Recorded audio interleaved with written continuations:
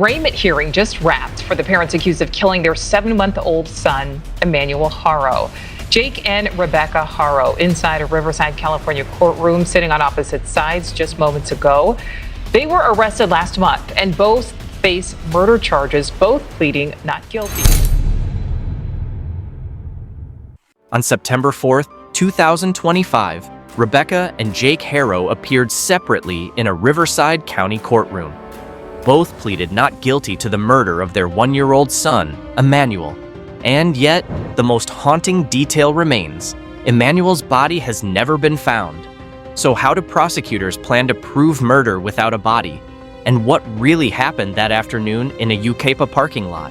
Today, we're breaking down the latest updates in the case that's shaken California and left a community desperate for answers. By now, most people know the story Rebecca Haro first told investigators. She claimed she was in a Big 5 sporting goods parking lot in Yucaipa with baby Emmanuel on August 14th. She said she parked, got into the back seat, and began changing her baby's diaper. That's when, according to Rebecca, a stranger approached her, said the word "hola," and suddenly struck her. She says she blacked out. When she came to, her baby was gone. I was gonna get the diaper and somebody said "hola," and I didn't see nothing said. It's the kind of story that grabs headlines instantly. A broad daylight abduction, a vulnerable mother, a vanished child. But from the beginning, detectives noticed problems. Police canvassed the parking lot. They checked store surveillance cameras. They interviewed witnesses. No one reported seeing a baby taken. Cameras didn't capture an abduction, and Rebecca's account began to shift as detectives pressed her for details.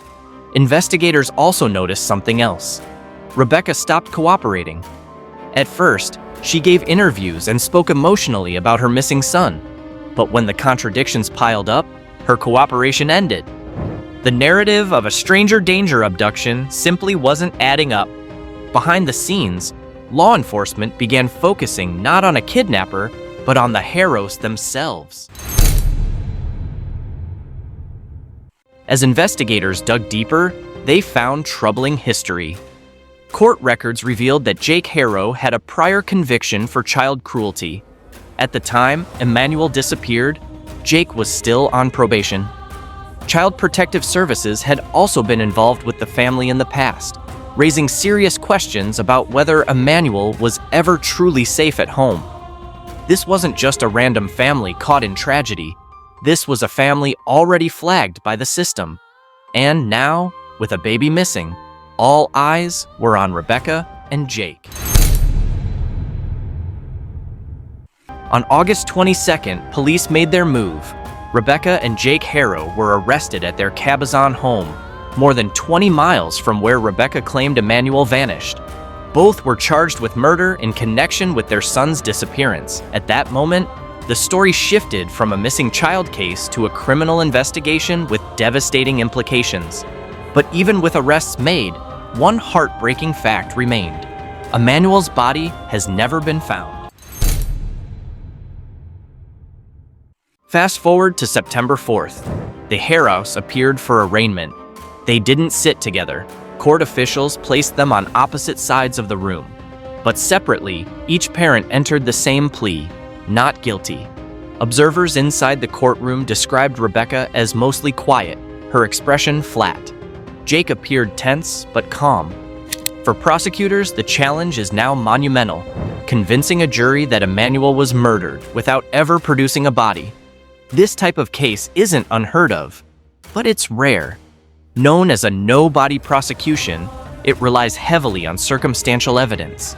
Investigators will lean on Rebecca's shifting stories, inconsistencies in timelines, prior abuse history, and what police discovered during their searches. The defense, meanwhile, is likely to hammer on the absence of physical evidence and argue that Emmanuel could still be alive. It sets up a legal showdown filled with uncertainty and unimaginable pain for a community still hoping for the truth. As the legal battle begins, many are asking hard questions. How was Emmanuel left in the care of parents with such a troubling past? Could CPS have intervened sooner? Did warning signs get ignored? These questions highlight systemic issues that go far beyond this one case. For some, Emmanuel's disappearance feels like a tragic symbol of a system that fails to protect its most vulnerable children. Whether or not the Haros are convicted, Emmanuel's story has already ignited outrage and a demand for answers. In Yucaipa and Cabazon, the community remains heartbroken. Vigils have been held, balloons released. Neighbors describe Emmanuel as a sweet, smiling baby whose life was far too short. People stop by makeshift memorials to leave flowers and toys.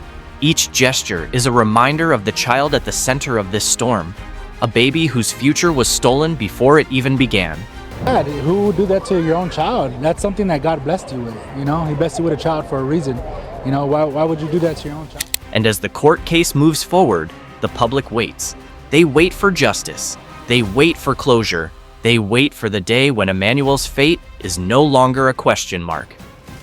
So here we are, Rebecca and Jake Haro both pleading not guilty, prosecutors preparing for a murder trial without a body, and a community left with nothing but grief and questions. The road ahead will be long, complex, and deeply painful. But one truth cannot be forgotten. Emmanuel Haro was just 1 year old. He deserved safety, protection, and a future. And now, justice may be the only thing left to fight for. What do you think about this case? Should prosecutors pursue murder charges without a body? Do you believe justice will be served? Let me know in the comments below. And if you want to follow every update in this case, don't forget to subscribe, because this story is far from over.